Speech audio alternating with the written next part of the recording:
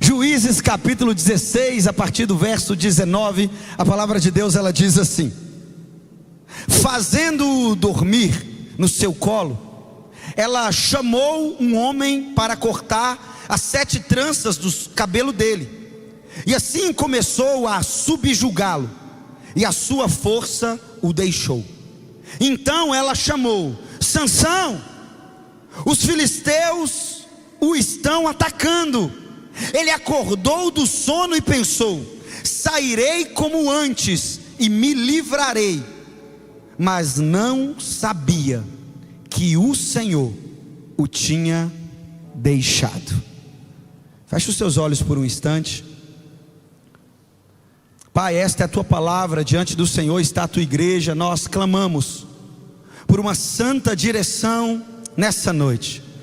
O nosso coração deseja por ti, a nossa alma anela pela tua presença. Então que nesse momento, por meio da tua palavra, o nosso coração seja aquecido nessa noite.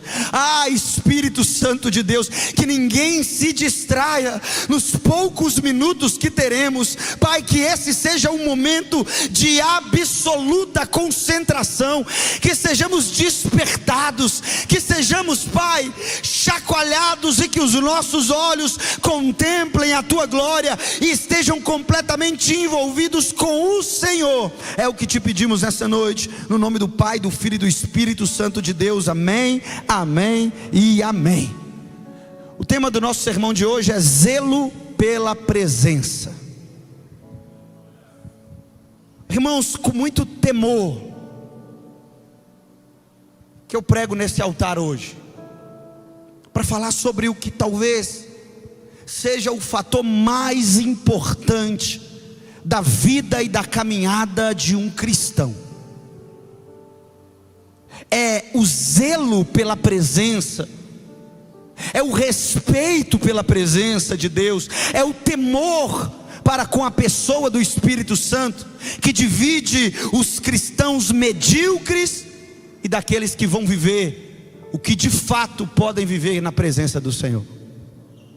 É o zelo pela presença de Deus que vai separar a língua, a linha não, a linha da mediocridade daqueles cristãos que de fato vão se posicionar, e não tem ninguém melhor para representar a falta de zelo com a presença do que Sansão.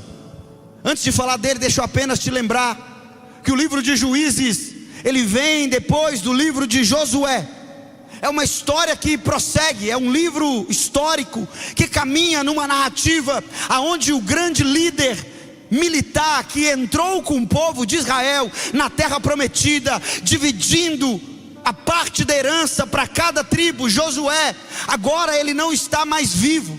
Agora o povo não tem mais um rei, o povo não tem um líder, o povo não tem alguém que direciona buscando o Senhor, o povo não tem um mediador. Se pudéssemos resumir todo o livro de Juízes, nós resumiríamos em apenas um versículo.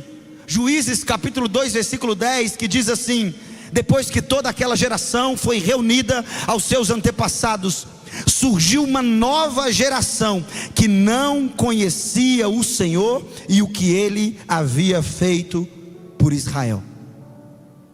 A geração do livro de Juízes não foi a geração que viu o mar vermelho se abrindo, não foi a geração que viu a coluna de fogo, a nuvem de glória, a Shekinah do Senhor. Era a geração que tinha ouvido falar, mas ela mesmo não conhecia.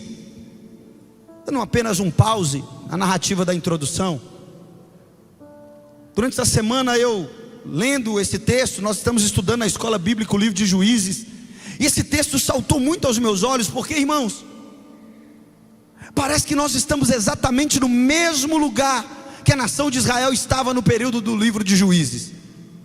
Nós ouvimos falar de avivamento, nós ouvimos falar de cura, nós ouvimos falar de prodígios, sinais, maravilhas, mas a nossa geração é carente de conhecer o Senhor num relacionamento íntimo com Ele.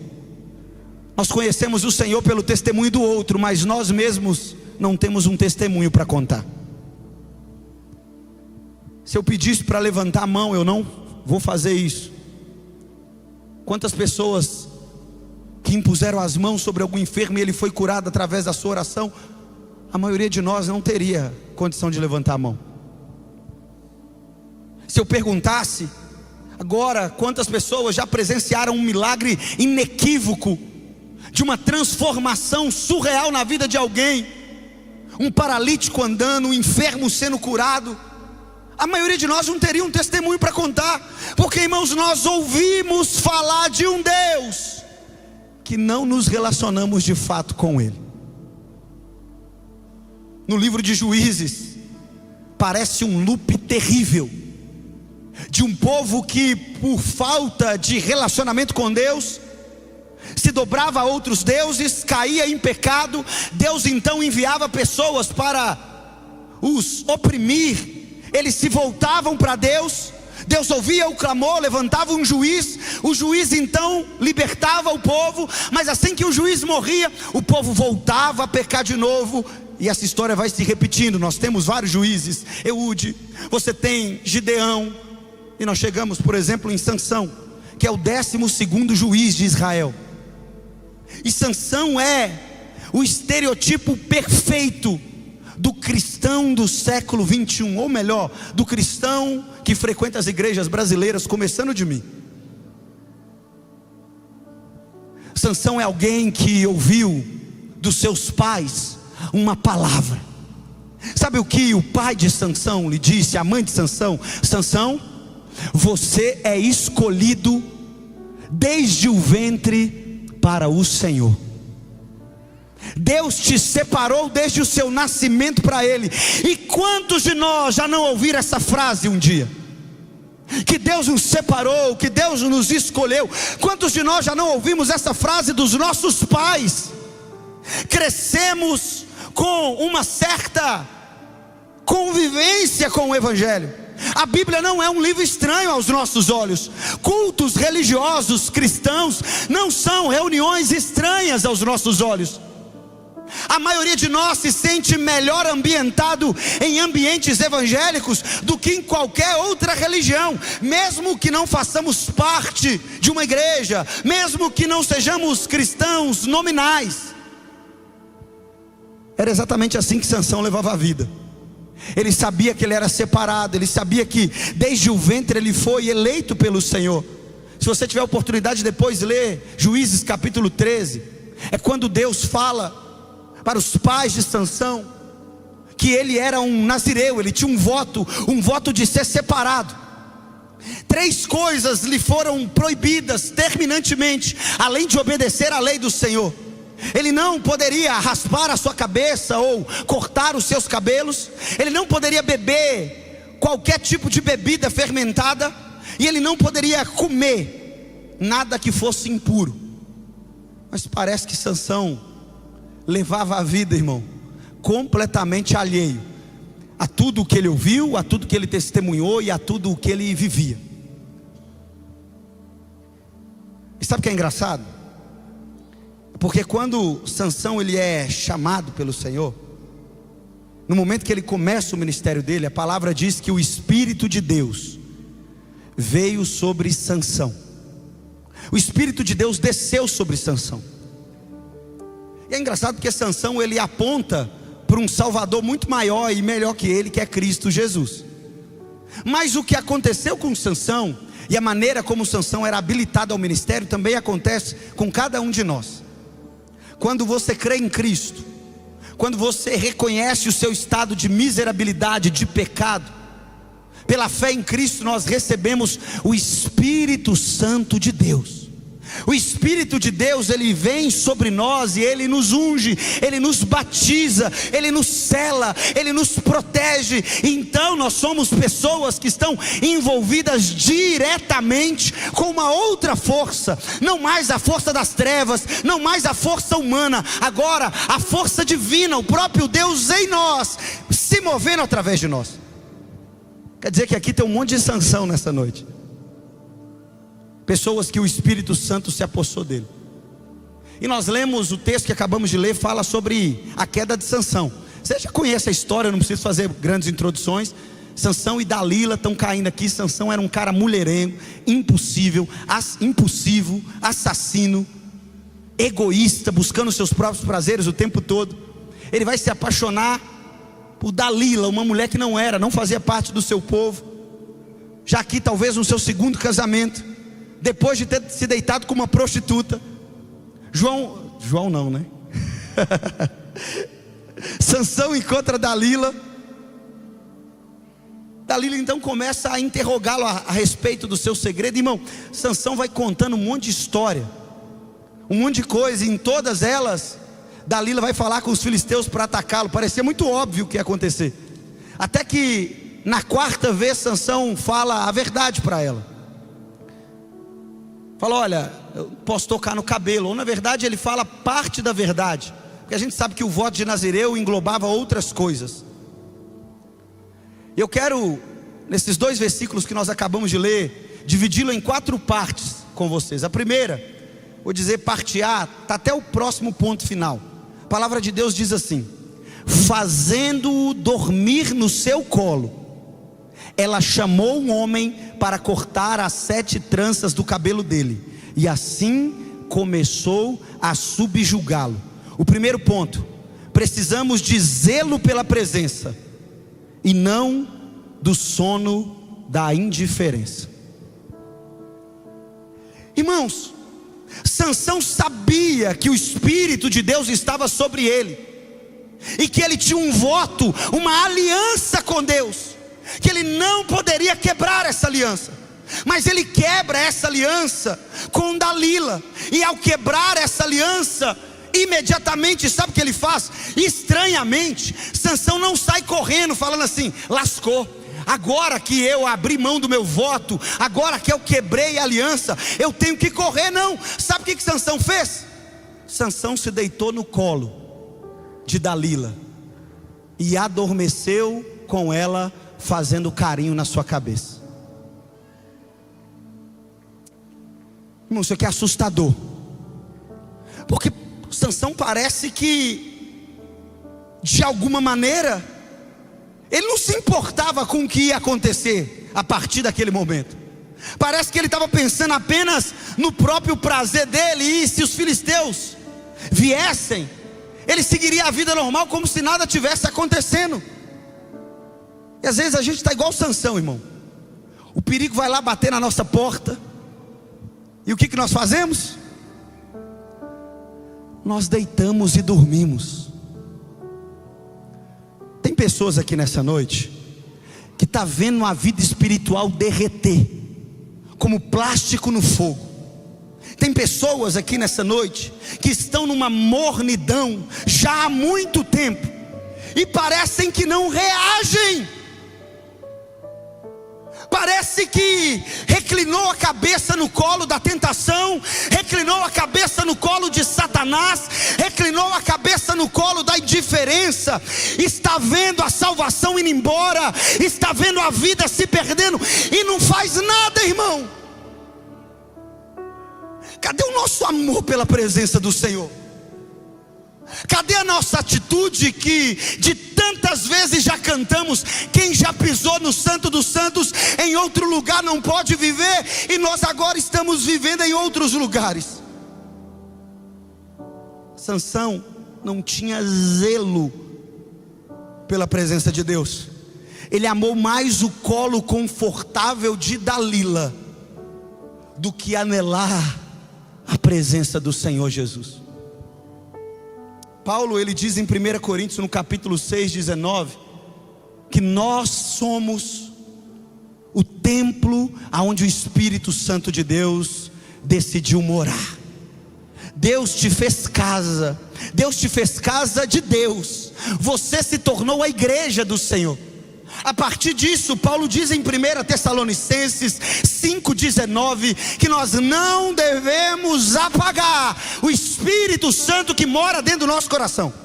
Quer dizer que o Espírito é um fogo que arde no nosso coração, e que ele pode ter a sua chama desvanecida, apagada, esfriada.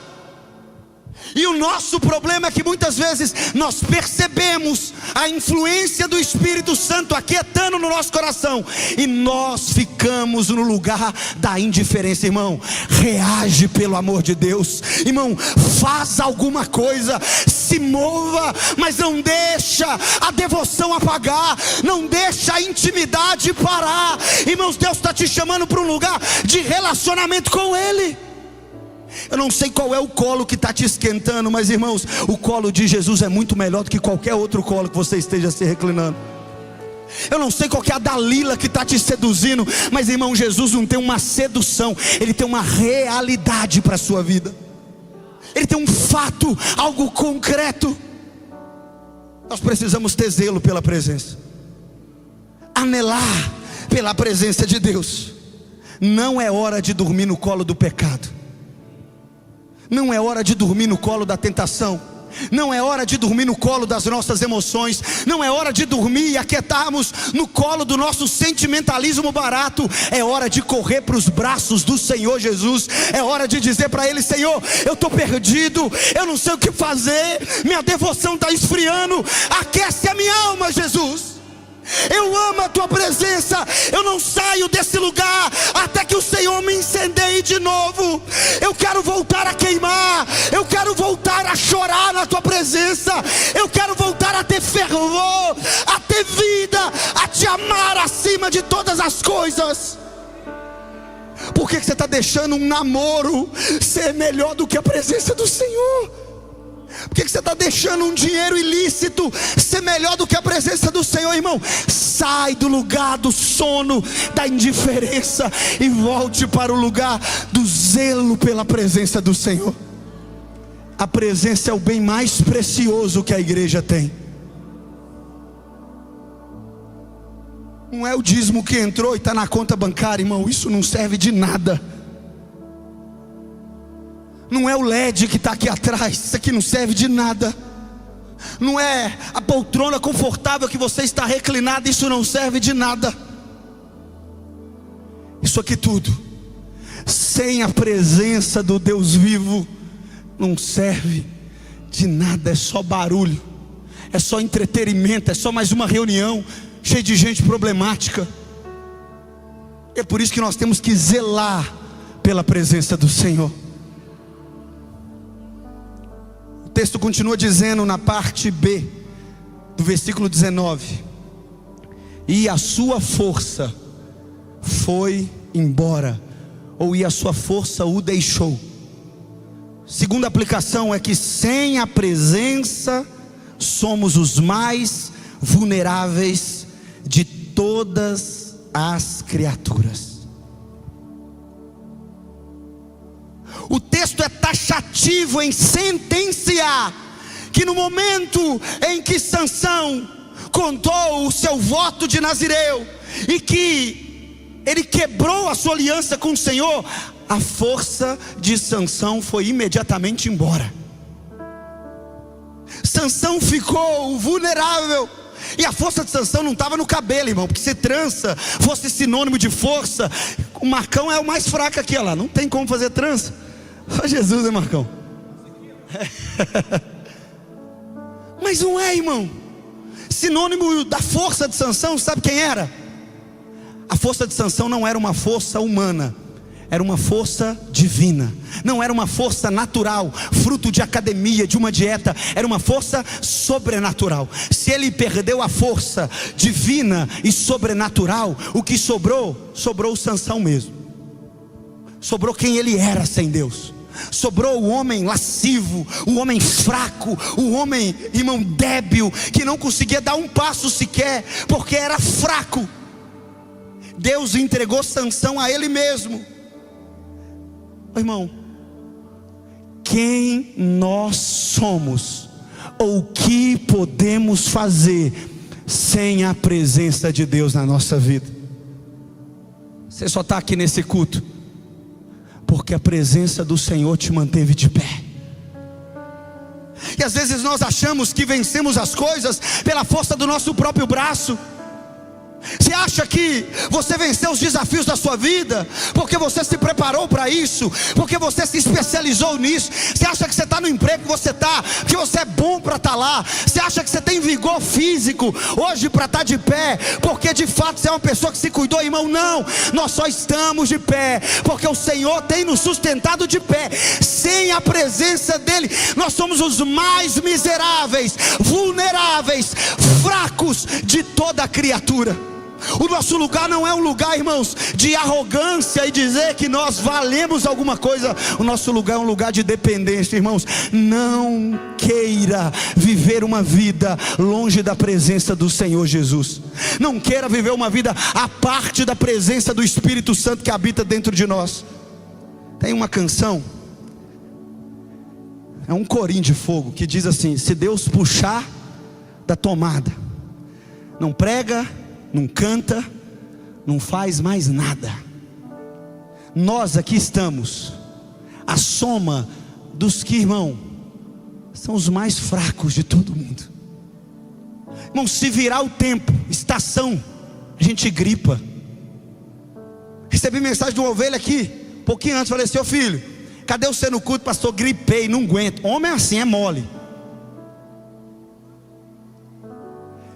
Fica uma noite sem dormir para você ver o tanto que você é frágil. Faz jejum para você ver o tanto que você não aguenta ficar sem arroz e feijão. Mas nós somos fracos demais. Basta uma gripe para nos colocar na cama. Um pernilongo nos derruba, irmão. Pernilongo listrado ainda, atleticano para você ver. Basta um trauma que as nossas emoções entrem em colapso. Quantos de nós já bateram no peito dizendo: eu nunca vou precisar de psicólogo? Aí bate, irmão, o dia da crise, e no outro dia você na terapia, segunda, terça, quarta, quinta e sexta. Vira e fala para o cônjuge: nunca vou precisar de um pastor na minha vida. No outro dia está batendo: o pastor, você pode me atender? Eu estou precisando urgente. Irmão, porque você não vale nada, eu não valho absolutamente nada. Nós dependemos da presença de Deus na nossa vida. Sem a presença, nós somos fracos, débeis, nós vamos fraquejar. É por isso que nós dependemos da presença.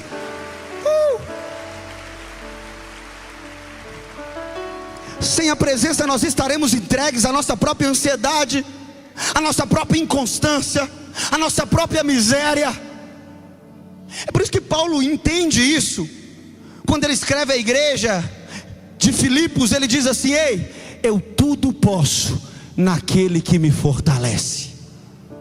Paulo sabia que era a presença de Deus que lhe permitia passar por toda e qualquer situação. Irmão, você quer resolver seu casamento?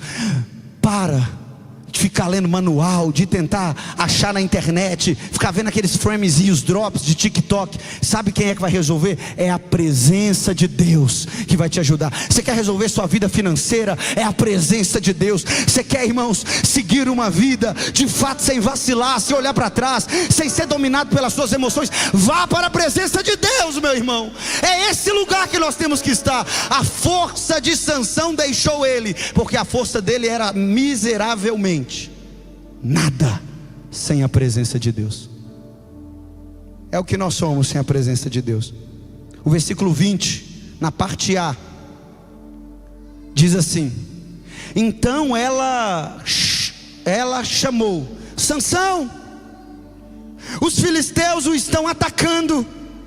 Ele acordou do sono e pensou: sairei como antes e me livrarei.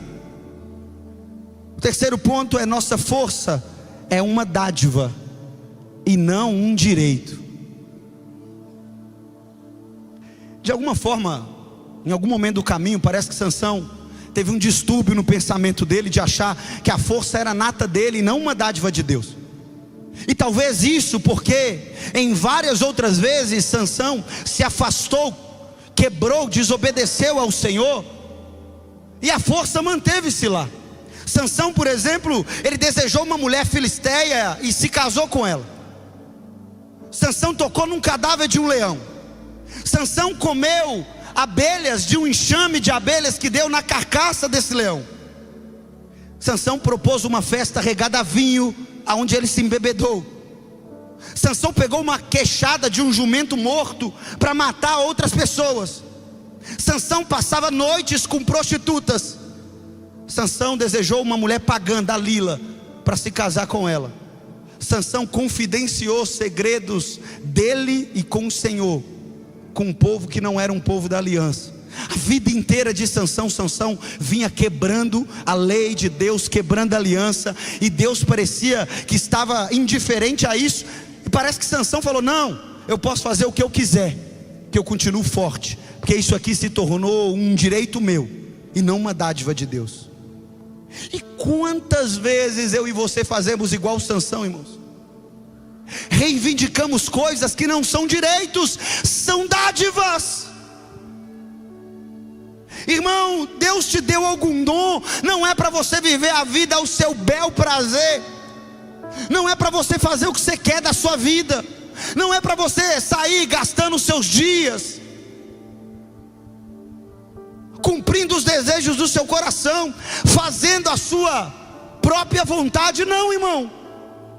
Deus te deu uma vida, e essa vida é uma dádiva que Ele te deu. Ele te criou com um propósito, Ele te separou desde o seu nascimento, Ele diz que você é dele, para viver da maneira dele. E às vezes quando Ele começa a tirar as coisas que Ele mesmo nos deu, nós reclamamos, porque achamos que é um direito nosso.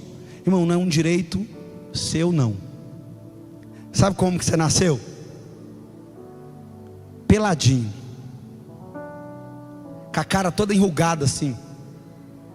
Sabe como que você vai morrer? Peladinho também. Vai levar nada. Caixão não tem gaveta. Dependendo, quando você morrer, seus filhos vão ficar aqui brigando pelo lote que você tem, cheio de puxadinho irregular lá, que nem a Bitse tem. Vai pegar o carro cheio de multa lá, eles vão ficar brigando por ele. Porque, irmão, a gente não tem nada. Nós vamos morrer sem nada. Nós vivemos uma vida correndo atrás de um monte de coisa que não vão somar em nada na nossa vida. Você não é o carro que você tem, meu irmão. Você não é a casa que você tem. Tudo isso são dádivas de Deus, não um direito nosso. E se nós usarmos a nossa vida da maneira que nós queremos, Deus vai tirar isso da gente. E se Deus tirar da gente, nós vamos entrar no quarto, bater na porta, entrar lá na porta e falar assim: Senhor, me devolve meu carro porque ele é meu. Foi eu que comprei com o meu dinheiro. Senhor, me devolve essas coisinhas aqui que é minha. Não, tem muita gente que está perdendo coisa que Deus deu, porque não estava usando da maneira certa. Se você não se posicionar para usufruir como tem que usufruir das dádivas de Deus, Deus vai tirar de você. Foi o que Ele fez com Sansão. Sansão começou a usar a força ao bel prazer, achando que a força era no muque dele, achando que aquilo era fruto da sua própria habilidade natural. E Deus falou: Sansão, até aqui é o limite, se você passar daqui acabou, eu tiro ela de você. Irmão, nós não temos direito a nada. Se Deus fosse justo com cada um de nós, sabe o que nós merecemos? Você sabe. Nós merecemos o quinto do inferno. Para pensar, irmão. Quantas promessas você fez para Deus que você não cumpriu? Termino cultos como esse aqui, eu vou para casa, me olho no espelho, irmão, absurdado que eu fico, o tanto que eu não valho nada. O tanto que anos de evangelho, e eu preciso ainda viver mais 1000 anos para aprender alguma coisa. A gente prega a vida inteira e não consegue obedecer o que pregamos. Sabe o que eu mereço? Eu mereço que Deus me abandone. Eu mereço que Deus me jogue em algum lugar e me deixe lá, a míngua, da minha própria vontade, a míngua dos meus próprios desejos, mas Deus parece me amar com um amor incondicional, que Ele não solta da minha mão, mesmo quando eu erro.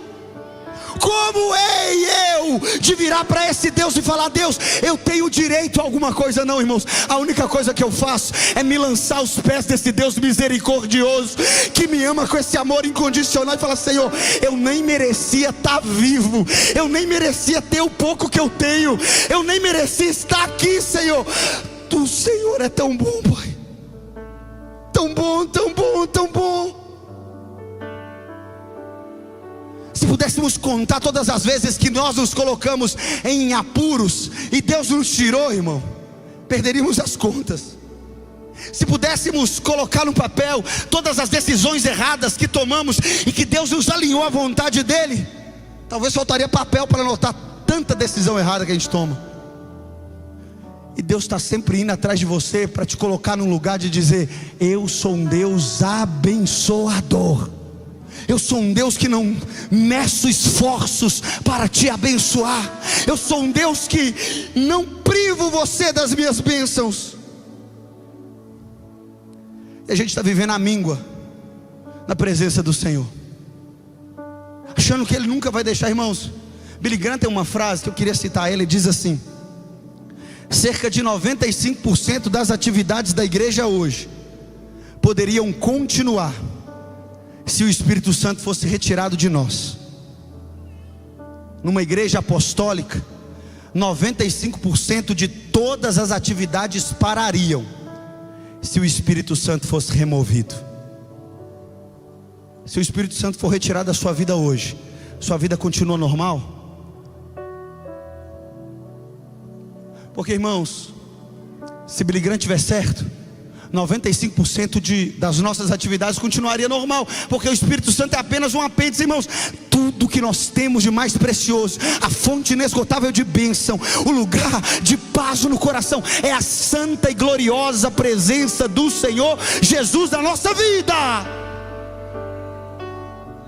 E o texto continua dizendo na parte B, e aqui eu quero finalizar: mas não sabia que o Senhor o tinha deixado.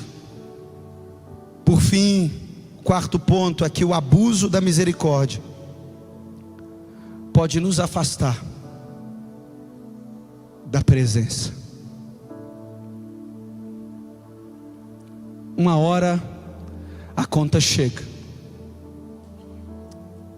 O que Sansão achava que é que eu posso ir.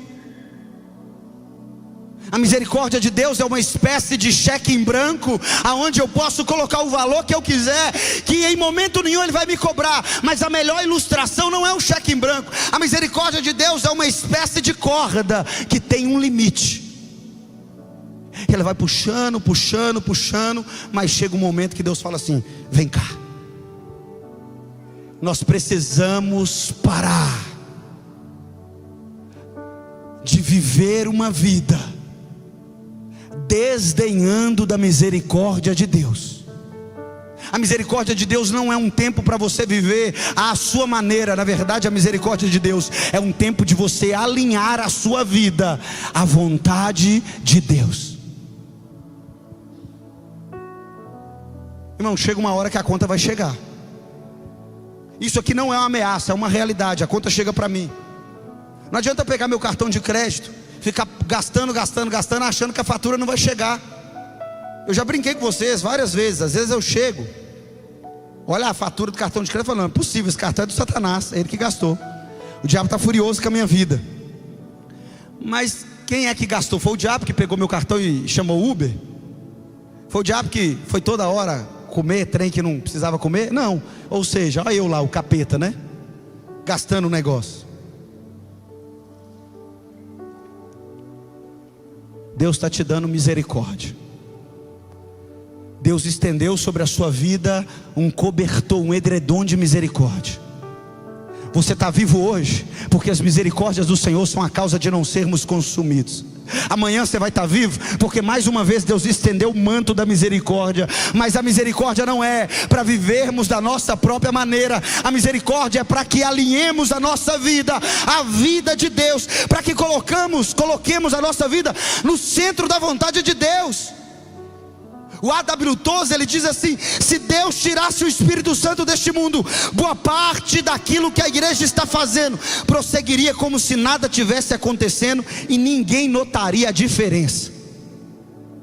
Irmão, será que se o Espírito Santo sair da nossa vida, a gente não vai notar a diferença? Irmão, eu sei a peste que eu sou sem Deus. É por isso que eu me agarro a Ele, é por isso que eu preciso dEle, irmão. O que Sansão fez de errado é pouco comparado ao potencial que eu sou, irmão. Irmão, você está diante de um potencial lesivo para a humanidade que você não tem noção. Se você pudesse ler os pensamentos que já passaram na minha cabeça, Hitler seria um coroinha perto de mim. Eu estou falando sério. Nossa, eu já matei gente demais aqui, irmão. No meu coração já desejei tanta coisa errada. Mas é por isso que eu me agarro firmemente à presença do Senhor, porque eu sei que eu não consigo fazer nada. Eu sei da podridão do meu coração. Eu preciso da presença de maneira desesperada. E se ela me deixar, eu estou perdido. Se ela me deixar, eu não sei o que fazer. Sem ela eu não sei para onde ir, irmão. Mas com a presença de Deus eu recebo uma nova identidade. Paulo diz em Gálatas, no capítulo 4, no versículo 7, dizendo que pela fé em Cristo Deus colocou o Espírito dentro de nós, e Ele clama: Abba, Pai, Paizinho. E assim vocês já não são mais escravos, mas Deus os tornou filhos. E se vocês são filhos, vocês se tornaram herdeiros e co-herdeiros com Cristo. Paulo diz em Efésios, no capítulo 1, no versículo 3, que Deus já nos abençoou em Cristo Jesus com toda sorte de bênção espiritual nas regiões celestiais. E tudo isso por conta da presença de Deus. Irmão, nós precisamos da presença. Nós precisamos desejar a presença. Nós precisamos anelar a presença, ter zelo pela presença de Deus. A vida é, irmãos, o bem mais precioso que nós temos. Mas ele não se resume ao ar que respiramos, mas à presença que recebemos dentro de nós. Quantos recebem